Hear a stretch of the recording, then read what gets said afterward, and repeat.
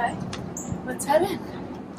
Welcome to the Career Development Center and the Counselor Corner podcast, where you'll find real answers to real questions from real counselors. All right, let's go.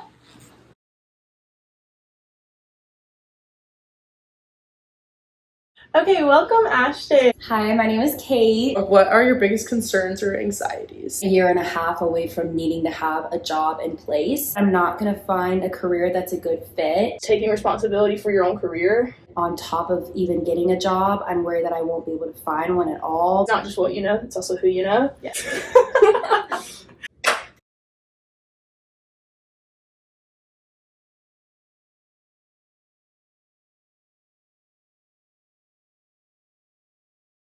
Hey guys, so I'm here with my friend today and I'm going to be asking her a couple questions about just like career and the jump from college to getting into a career. So, what's your name? Hi, my name is Kate. What year student are you?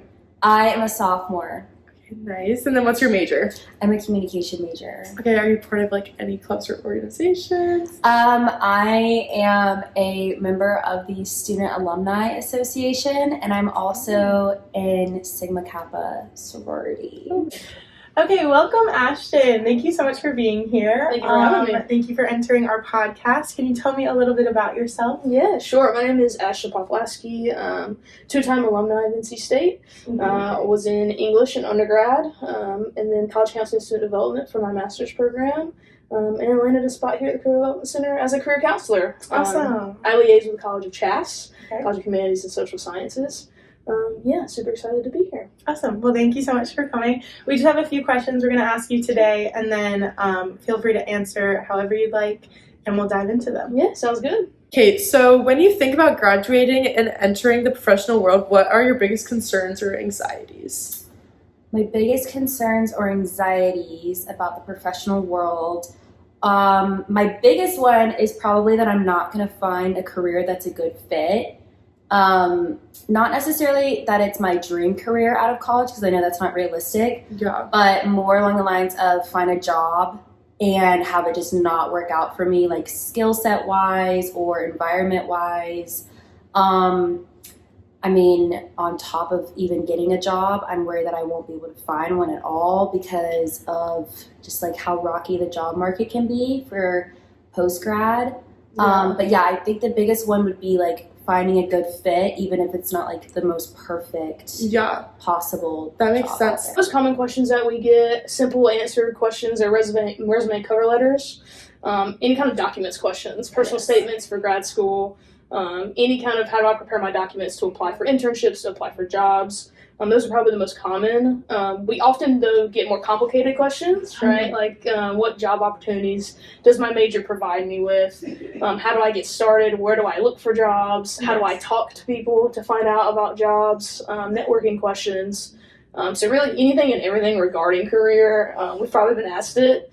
But yeah, all kinds of questions. That kind of leads into our next question of like, how worried are you about the current state of our job market and like how it's impacting job prospects? I would say that I tend to try and not worry about something that's like so unknown, because I'm still 2 years out from graduation, which is technically just like a year and a half away from needing to have a job in place. Yeah. But I try not to worry about something that's more than like 2 months away. So I wouldn't say it's like a constant stress or anxiety about how the job market's going to look after graduation.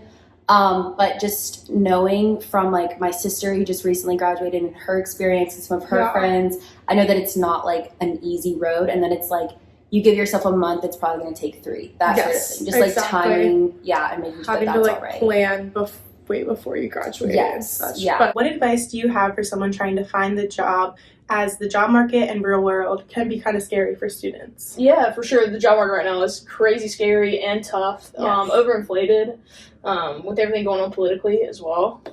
So it's super important to start early. Networking is always going to be the most critical part of finding a job. It's not just what you know, it's also who you know. Yes. So making sure that you're connecting with your professors, connecting with people in your industry for those informational interviews, just reaching out to get to know more about them and their job and their position in their companies will always be super helpful. Networking will always be the most important. But on top of that, having those documents ready and prepared to go for when you do see that job that you're interested in, being able to go ahead and get that application in, because some companies will just accept the first 50 applications and then close it. Yes. So getting there and getting priority is going to be super important. But realizing too that your first job is not your last job. I find a lot of students are looking for that perfect first job, and that doesn't really exist in this world. You just need to find a job where you will be happy and able to grow until you get to that dream job one day. So starting small and working your way up. That's awesome. How would you kind of suggest for someone to narrow it down to finding that job that they could see themselves in, or somewhere that they would be happy? Yeah, it depends on a lot of things. Company culture, so talking to the people within the company, making sure that you can see yourself happy here. What are the opportunities that you have for flexibility in work hours? What are the values that you really care about in a career, and will this company give you those opportunities? Asking those questions. Awesome. Great. That's great advice. Thank you. What resources or support do you feel you're lacking in terms of career preparation, like from state? Okay.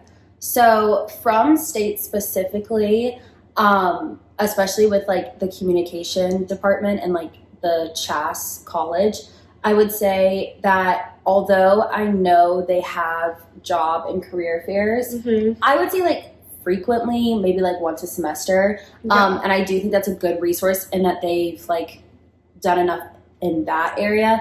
I would say like feeling prepared. I wish that as a student who sometimes struggles with like prioritizing the future over just like what's happening right now, that sometimes it's like a mix of like not being advertised enough, regardless of the fact that they are hosting the fair. But also like we're not required to go to those sort of things. And I think when you're again in college and like have to make your own schedule, it should be more encouraged as kind of like a need rather than like if you would like to go to something like this, because I know that they're really helpful, but without like any, I don't know, again, as a college student who has a hard time looking into the future, especially when it comes to careers, the job fairs are super nice, but they're not encouraged enough. That make me want to go to them and make me feel like they're beneficial. I would think it'd be good for them to advertise how it could really change people's outlook on getting a job after college and possibilities too. Because I know it happens, but they don't really talk about it enough that you get like the fire to go. Because you do have like so much freedom in college, and like if you don't put yourself out there or like look and seek for that career sport, then you're not going to get it. You're not going to get it. Okay, so within this episode, we actually got to talk with a CHAS student, and we heard some feedback as they found that the resources they have are great, but they think that possibly some of our career fairs could be more advertised or prioritized, as well as even just keeping up with career information and kind of connecting with a counselor, as they've talked with an advisor before, but not necessarily a counselor. And we just wanted to know if you had any advice or recommendations for them. Yeah, for sure. So we typically do career fair prep events leading up to the career fair. This past semester, we did 3 full days of drop-in hours. So if you had questions about the career fair and needed your resume looked over, we were available all day, 8 to 5 for you. Those sessions are emailed out, oftentimes posted on LinkedIn and the Career Development Center social media. So definitely checking your email. I know people hear that all the time here, but it's super important, and it's said over and over again for a reason. And it's something that you will need to be good at when you get into a job one day. Even now, I check my email daily.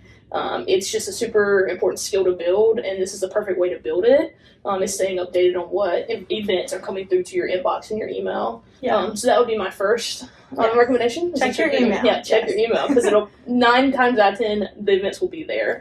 Especially for CHAS, they send like a newsletter every week with all the events that are going to be going on that week. Part of that is taking responsibility for your own career. A career and building your career is something you have to be super proactive in. Career's not going to land in your hands, right? As much as we wish, it's not going to. So while I do all I can to send out emails and advertise, the student does have to take the onus to want to attend these events and to recognize career as a need versus something that we just want to do for fun. Career's not that. Career's a need, and that's ultimately the reason that you're at NC State, right? To get the education to get you the career you want eventually. So putting that at the forefront and realizing that, although these career fairs may seem like they're not as accessible, you have to want to be able to access them. Yes. To get into the door. Yeah. So coming to the Career Development Center, utilizing our resources are super important, super early on. As well as focused you are on your studies at NC State, you should be equally as focused on building your network and building your career here too. Yeah, I think that's great advice, especially like you mentioned, we're at college to kind of take that next step after college to then find our career. And I think it's really great the resources you have mentioned, because I know maybe if students haven't heard about them, even just checking their email, seeing that newsletter, it can totally make the world of a difference. Right, So, and just typing keywords into your inbox too, right? Yes. If you don't want to have to search through your whole inbox for it, just type career into your inbox, and I guarantee an email from me will pop up at some point. Yeah. So just being proactive and I'm looking for this resource, let me go search for it. Yeah. The chances of you finding it are very high. So have you ever went to your college to receive career support or like use any of their resources before? I have. I met with my advisor a couple times freshman year when I was in a different college at NC State, and then I've met with my new advisor a couple times this semester. It was never a meeting that was solely focused on my career support, but it was definitely talked about, which was really nice. She sort of helped me work through like what classes I've taken and if those could contribute to a career I might want after graduation. So that was really helpful because it sort of helped me like formulate a plan, even if it wasn't super solid and firm. That totally makes sense. Yeah. Okay, so lastly, if you could change one thing about your college's approach to career readiness, what would it be? If I could change one thing, it would be the promotion of opportunities, because I do think that NC State has a lot of great services available, like personal advising, group advising, job fairs, career fairs, all that stuff. And I think that what they're doing is really great. I just think it needs to be promoted better, because as a student who sometimes will miss things, again, like busy schedule, having to like make your own choices, that sort of thing, I think that having the information be given to students in a more like relevant way, I guess, like their Instagram or TikTok, social media. Sometimes emails get really lost in the shuffle. So like almost having like an Instagram dedicated to all of like the career opportunities, or having like another form of like relevant information spreading would be really nice. And I think that would be like one thing that I would change about the way that NC State does it. Yeah, that makes sense. Okay, well, thank you so much, Ashton, for being here today. You've provided us with a ton of different resources and information. We really do appreciate it. If you want to add anything else, feel free. And then also, we're just kind of wondering, how can CHAS students seeking out career advice or anything keep in touch with you? Yeah, absolutely. So EPAC's going to be the best way. Yeah. EPAC is our one-stop shop for career here at NC State. Everybody has an account. You just got to log in. So EPAC's the easiest way to make appointments, catch up on events, career fairs, all that good stuff we were talking about earlier. The career development website's also a great resource if you're unsure of where to go. There's tons of information about how to contact us, how to get involved in events and appointments. All that's available on our website as well. Well, thank you, Kate, for letting me interview you today. Thank you, Emily, for interviewing me today. Of course. Okay, well, thank you so much. Thank you for having me. And we appreciate it. Bye, guys. Bye.